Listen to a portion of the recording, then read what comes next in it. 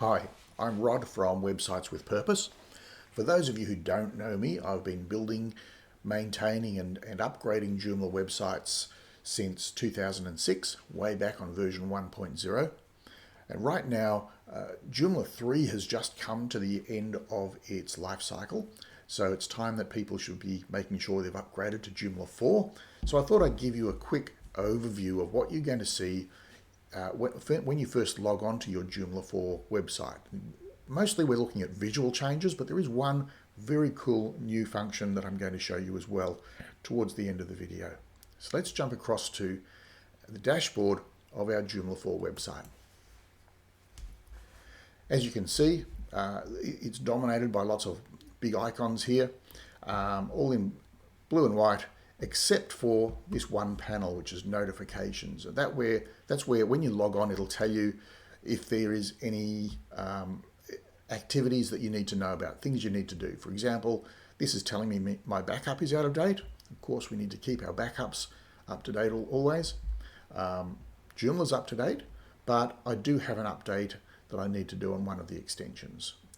My overrides are all up to date, and I don't have any urgent privacy requests that I need to respond to. So that's my notifications panel. Everything else is normal functionality. If we go across on the left-hand side, we've got our menu. Now previously, the main menu was across the top in Joomla 3. Joomla 4, it's down the side. It allows us to fit a bit more in, but it's the same functionality that you're used to. A lot of it are things that you rarely, if ever, would touch, such as your systems menus. Only if you're adding a new extension is probably one of the few times you go there. But the home dashboard is where we have our most commonly used features. So most of the time you could even turn off that menu, or hide it at least, and just work from your dashboard.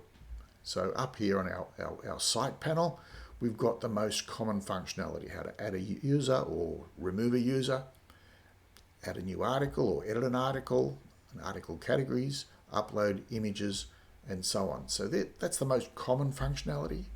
We also have system functionality, such as clearing the system cache, just checking our global configuration. That's the website email contact and so on. Global check-in, it's where we clear an article for editing if it's closed without clearing previously.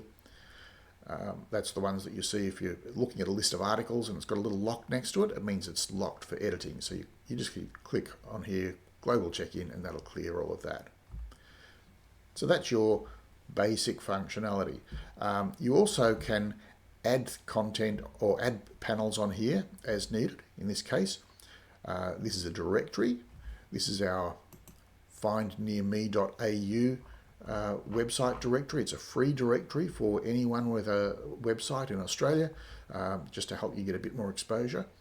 But in the back end, we've got a control panel here for the directory.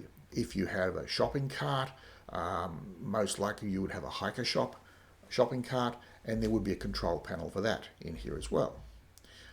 You can edit this by adding new modules yourself. I've added one here, which is my latest blog posts. Just give me a list of those. I can turn that off or unpublish it if I get bored with it. And any of the other functions here that you don't want to see, you're not worried about popular articles, for example, or who's logged in, you can unpublish that data.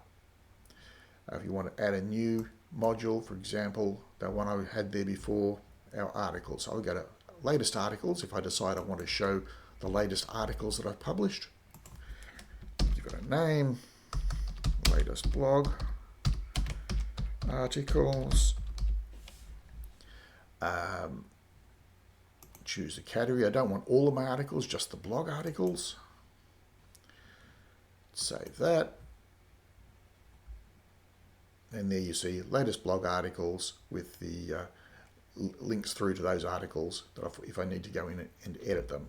And of course, the latest ones, the ones you're most likely to realize there was a typo somewhere that you need to fix, so you can jump in through there. So that's the basic overview of the visual changes you're going to see. And as you can see, it's very customizable and easy to work with Dashboard. Now, I did promise you to show you one new feature that's in Joomla4. There's quite a few, but there's one which I think is one of the best things out.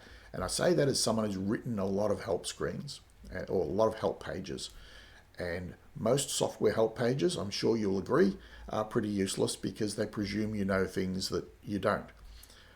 So we now have, instead of the help pages, well, help pages are still there, but instead of that, we now can use tours.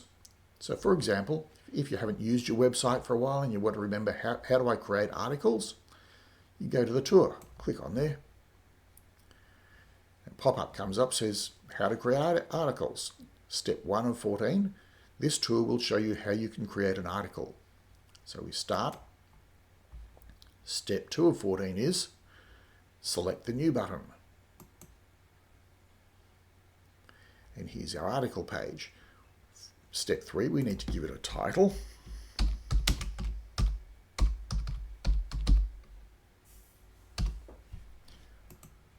And now it goes on to explain about the alias field, what that's for, about the editor,